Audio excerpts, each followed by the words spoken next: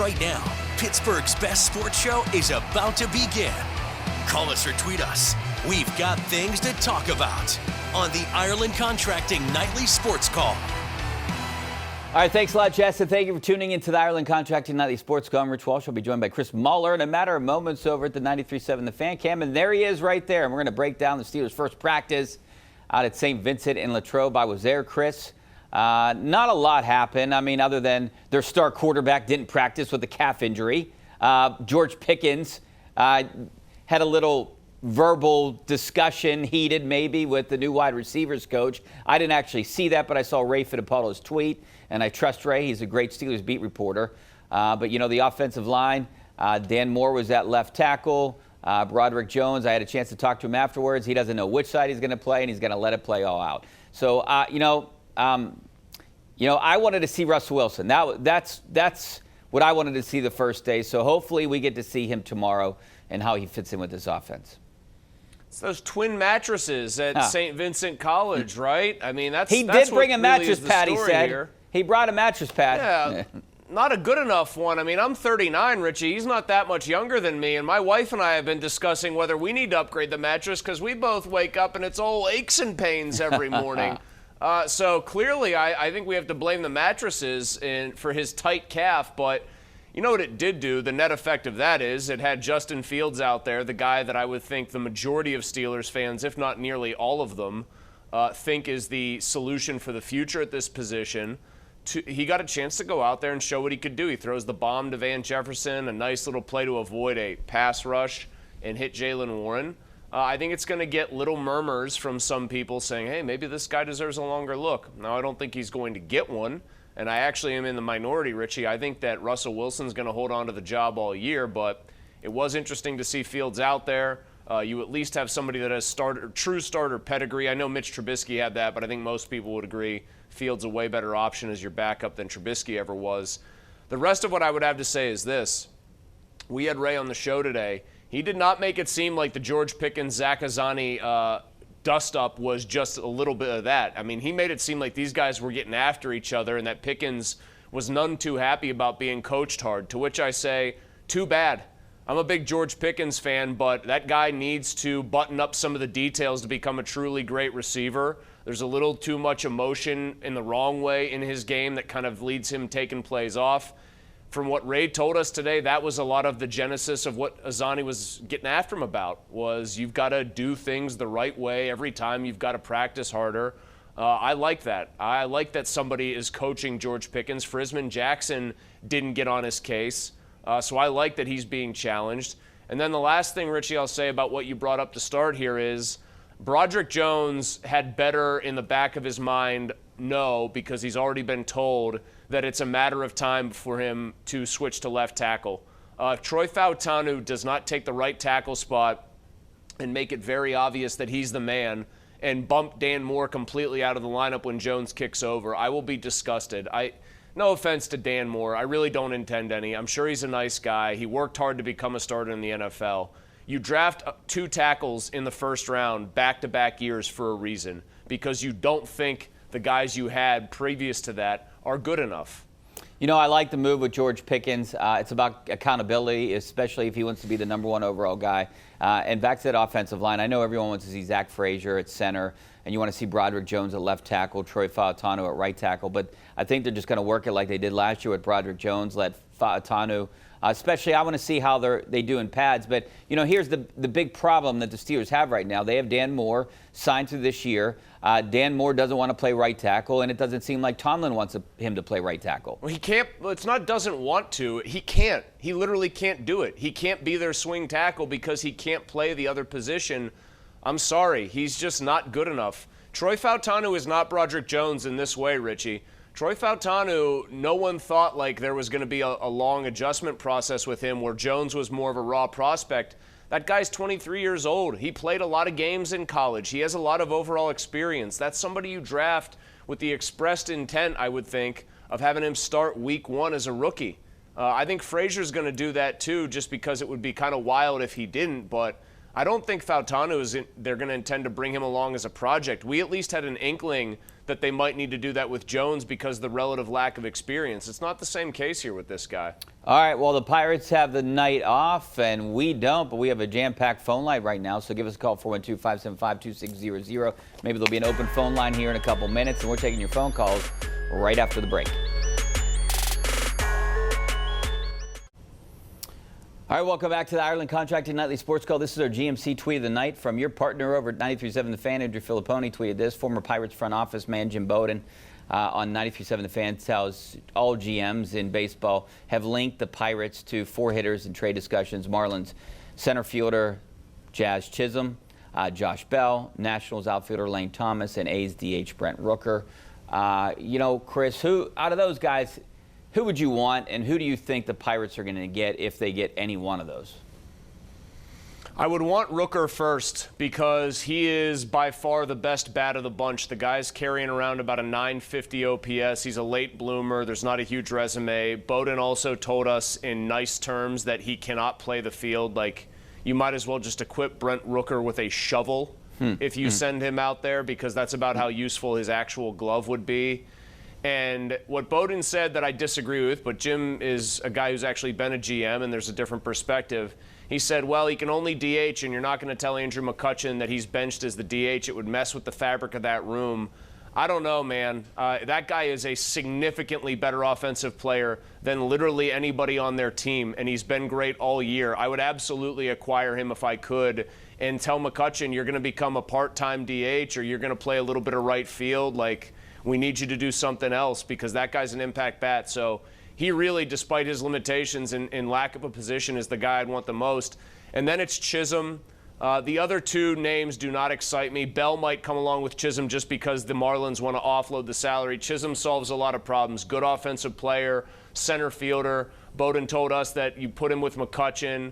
Not that he's a bad guy, but he'll really learn more how to be a pro because he's a pretty young guy. Bell is not having a good year. That would be a salary stapling on, but I want Rooker first because he's the best bat. I mean, I know people don't pay attention to the A's unless it's Mason Miller. I know you probably don't even know the guy's name until like 3 weeks ago. This guy is absolutely torching pitching this year. I mean, he is not that far off from being like a Juan Soto level bat so far in terms of productivity. You know, McCutchen has only played a couple times in the field this year.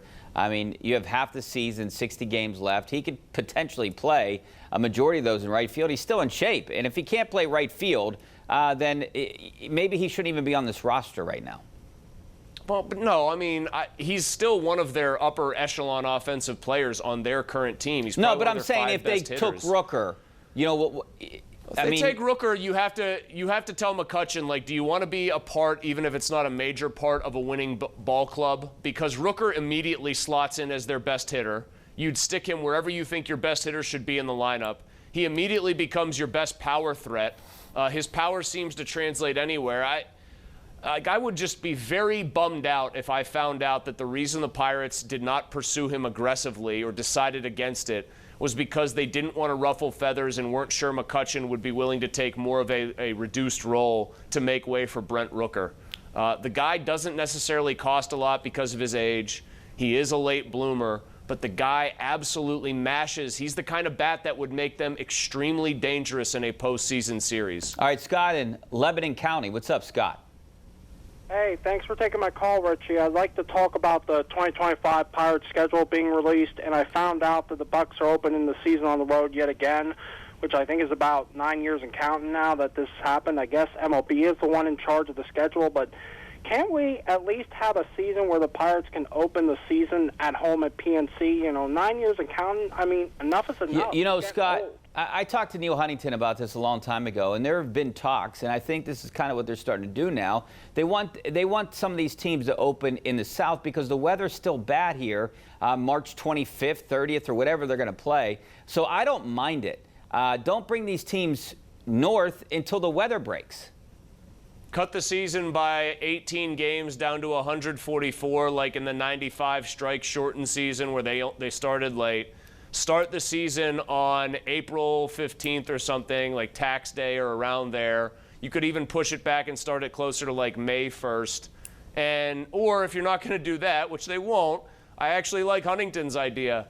There should be sort of an unbalanced schedule situation where teams up north like the Pirates, the Reds, the Cubs, cold weather teams, the Red Sox, you play a bunch of road games early, but then you get a lengthy home slate and multiple long homestands later. It's just the fan experience matters, does it not, Richie? Yeah, like, I 100%. hate to say this to Scott because I get Scott's like annoyance with that, but who wants to sit and freeze when it's 40 degrees or less in some of these early season games, and you're just sitting there for 2.5 hours and you're frigid because it's a wind blowing through the park? That doesn't sound like fun to me. Yeah, put teams out west and south for the first couple weeks. I think a northern team shouldn't start north until April 15th. Let's go out to Kirk. Sorry, in Manor. How you doing, Kirk? Hey, how you guys doing tonight? Good, Real thanks for quick, calling. I'm just saying, is there some kind of rule they have to wait till July 30th to make a trade? They had an off day today. Our DH is batting 226. Our center fielder is batting 178 and 198, respectively. I mean, Yeah, no, there's no you rule guys that, I mean, I think the Pirates would be best served to make an early trade, get ahead of these other teams. Not in a bidding war. That's how you strike. I mean, that's how you do, you maybe catch teams by surprise that are otherwise inclined to trade for some of these same players you're pursuing. But to do that generally means making an offer that's aggressively good for the team that's trading away the asset. And I think everything we've heard from Ben Cherington and the way he's talked about this deadline has telegraphed the idea that he is just not comfortable giving up an aggressive package to get a player. So I would be stunned if before July 30th the Pirates have made a major move of consequence, like if one of these bigger names comes off the board and goes to them. I'm with Kirk. There's no law in the books. Yeah.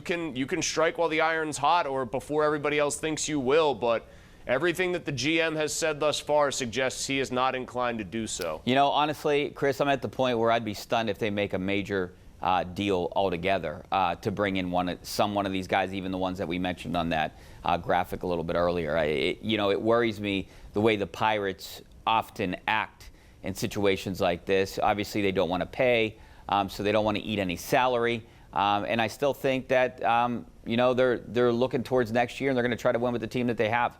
Let's go out to Ray in Whitehall. How you doing, Ray? How you doing? Yeah, I'm hoping they get Rooker, but if they can, I mean, I think the type of trade that they need is that they need a big-time hitter, they need a defensive center fielder, and they also need a left-handed reliever, preferably somebody young, because I don't think Chapman is going to be here next year. He's definitely not going to be here next year. Yeah, and he's losing his control. And, these other guys, Nicholas and Fleming, they may be okay, but I think when you go up against some of these lefties in PNC Park with the short porch, I think that would help out a lot. But all right. Lefty, a center fielder, and a hitter. I agree with the center fielder, middle reliever for sure. No question that center fielder should be a hitter. But, hey, let me ask you this, Chris. We talked about the Bednar trade, and you guys were talking about it on your show. If Bednar wasn't from Mars, would they have made that deal? The Orioles hypothetical? Yeah.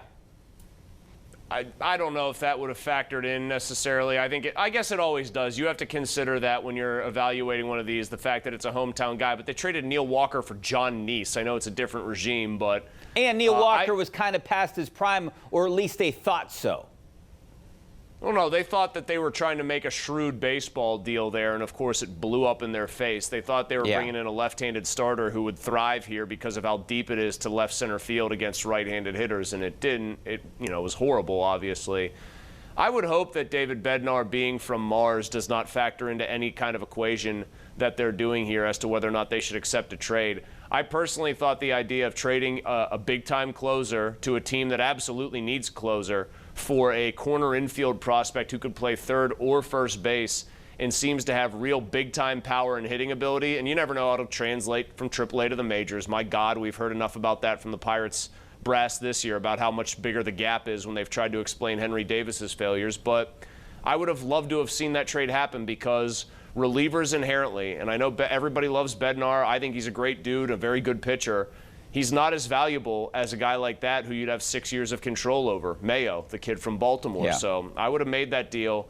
But to be clear, I don't think that Bednar being from Mars prevented the Pirates from making that trade. All right, Chet. I don't even know if that. Hold on, I don't even know if that trade, for the record, was ever like on the table formally. Like we all deal in rumors and innuendo this time of year. I want to be careful not to say like there was a trade out there that Ben Cherington turned down, because I have no evidence that that actually was floated out there and one side backed away from the table. Yeah, I should have prefaced by saying the rumored trade that you guys had talked about. But I just wanted to get your feel for, you know, if they take into consideration, because I think they do. I think the management does. I think the ownership does. I mean, Bednar helps fill seats. What would fill more seats? Bednar being from here and being a good closer, or some dude coming over and immediately starting to rake and maybe hitting 35 home runs next year? I know what I'd really pay to see. Me too, no question about that. All right, we're going to take a break. Back in a couple minutes.